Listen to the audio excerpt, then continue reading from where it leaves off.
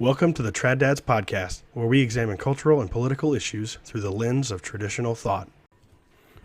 All right, so today what I want to do is talk about the recent debate between Trent Horn and Sam Rocha.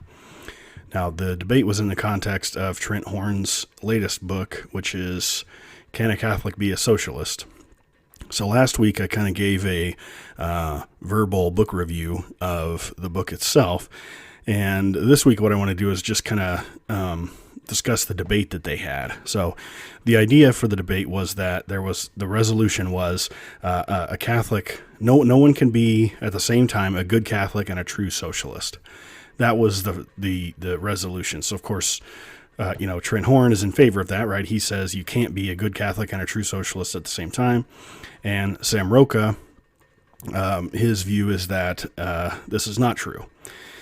So what's interesting about the framing just from the start, and I'll put a link to the debate in the show notes. So what's interesting about the debate from the start is that actually is a quote from a pope who said, one cannot be at the same time a good Catholic and a true socialist.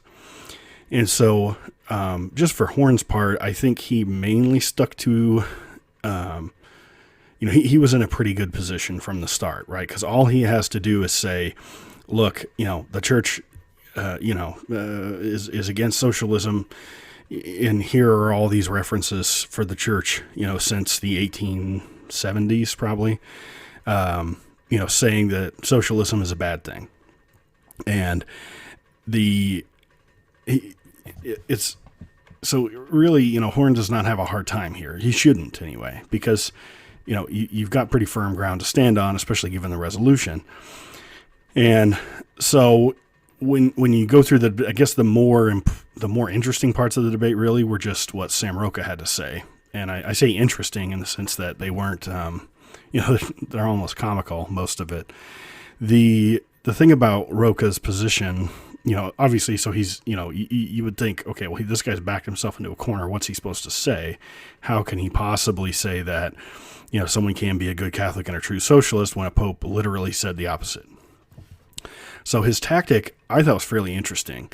And the first part of the tactic was to name off a whole bunch of people who he asserted were socialists, but were also beatified. So, right off the bat, that seems to be a strange, that's a strange tactic, right? So he's going right after this whole like good Catholic part, right? He's going for the good Catholic part. Okay, so this, some guy was such a good Catholic, right, that he was beatified, and he was also a socialist. So checkmate, Trent Horn, right? So obviously the nuance in that, okay, so, if you're convinced by that, you're convinced by that. But the nuance in there would just be to say that, well, not everything that everyone who is beatified or becomes a saint was correct or true, right? Or good, right? I mean, especially not everything they did, of course. I mean, we have St. Augustine, for Pete's sake, as an example. So it seems, almost like a triviality, right? That it doesn't take 5 minutes to come up with that response. That there's even just that level of nuance. Well, not everything they say is right. So, maybe their political views were wrong, but they were still beatified for some other reason, right? So that doesn't fit right away. Then the second thing that he tries to do is he tries to take he tries to just basically skirt all of the possible definitions of socialism. So the thing that Trent Horn tries to do is say, okay, here's what is your definition of socialism, right? And Rocha just simply won't do it.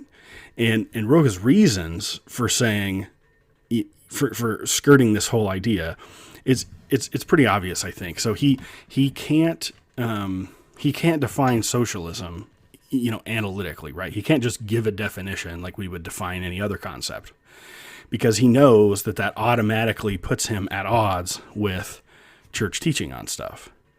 Right. So he goes and says, well, I have a mandatum from my bishop, for I guess for whatever he writes or whatever he says or whatever, which is interesting, I suppose. Right. So I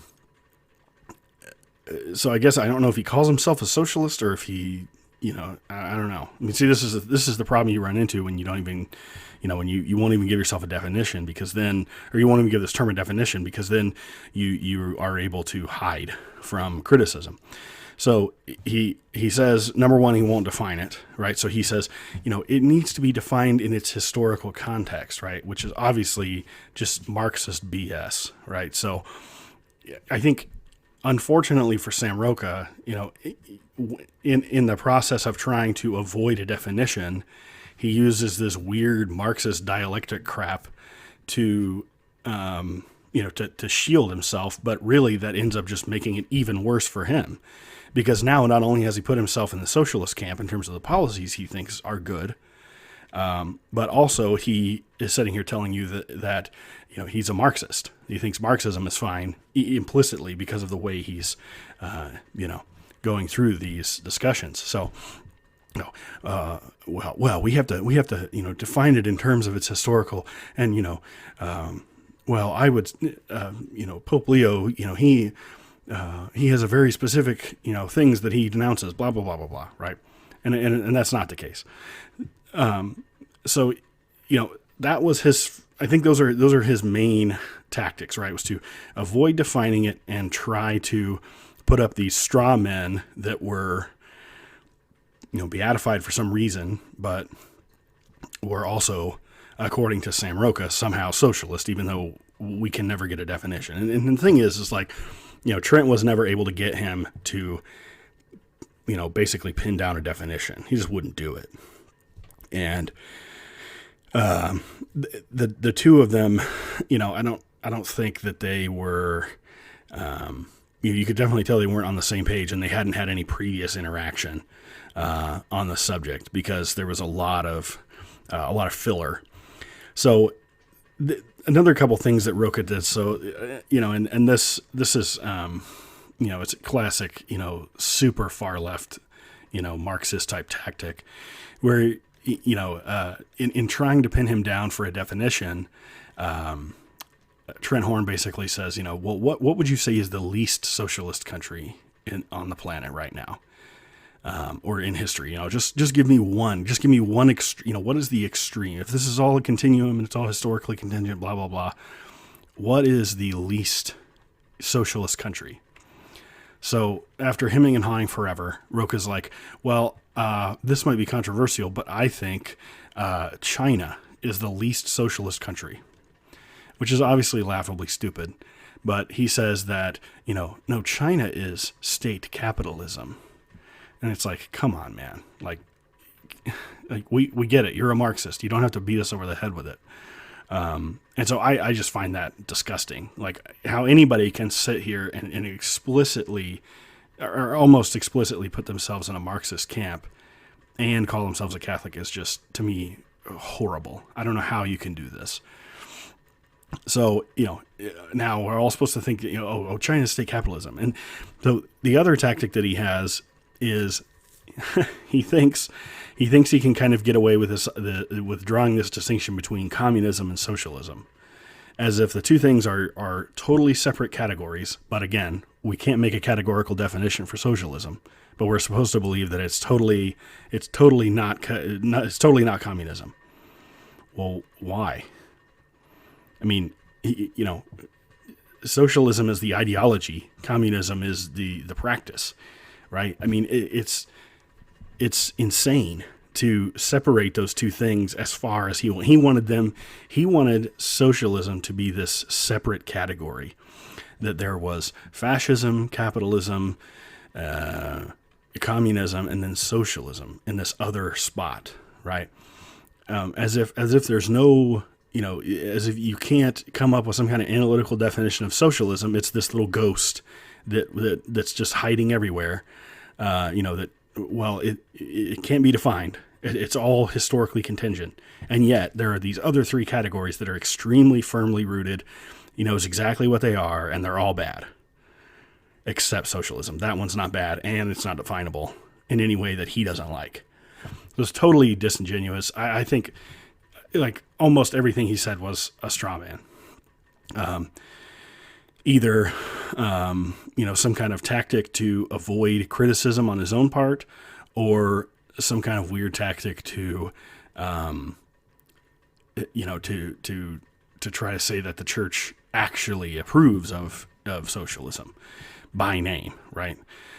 So, again, I think what's so interesting about this, and he talks about his mandatum from a bishop, I think it kind of speaks to some of the problems we have today, where there's just so much left-wing crap in Catholic circles that this stuff is excused, it's allowed, and sometimes it's put on a pedestal and given a microphone. And I think Sam Rocha is a case of that. So it's very, I think it's a big challenge, because we have to, it's good in a sense to listen to that debate, because you have to understand what these sneaky lefties are actually saying, so that you can have something to say in response, right? You can figure out how to respond to what they're saying. And I think we're firmly rooted in, some kind of, Aquinas, analytic, we're perfectly, it's perfectly reasonable for us to ask for an analytic definition of socialism. There's no reason why there should be an analytic definition of every other ideology except for that one. That's totally ridiculous. And to say that there can't be, maybe the response from the left would be, oh, well, we can't, everything is historically contingent and we can't have any analytical categories whatsoever. Well, then congratulations, your Catholicism is now completely suspect, because this is just, it's insanity. It's Marxist atheism. So anyway, short episode, but I just wanted to kind of put this debate on your radar. And if you want to listen to the whole thing, go ahead. I've got the link for you there. If you're listening on YouTube, please consider checking me out on your favorite podcast platform. And if you want to support the show, there's a support button on there, on your podcast app, or on anchor.fm/traddads. So thanks for your time. As you know, we could use more voices on the traditionalist right, and one of the best ways to do that is with a podcast. I've been using anchor.fm for this podcast and for another podcast for over a year, and I've really enjoyed it. It's free, and it allows me to upload clips and also to record and edit. It also disperses all of my podcasts to all the major platforms, including Apple Podcast and Spotify. It also allows me to monetize and to collect donations. It's everything you need to make a podcast in one place. If you want to join me in being a voice for the traditionalist right, download the free Anchor app or go to anchor.fm to get started. Thanks for listening to the Trad Dads podcast. If you enjoyed our show, please subscribe on your favorite podcast app and consider giving us a 5-star rating on iTunes. It really helps us out.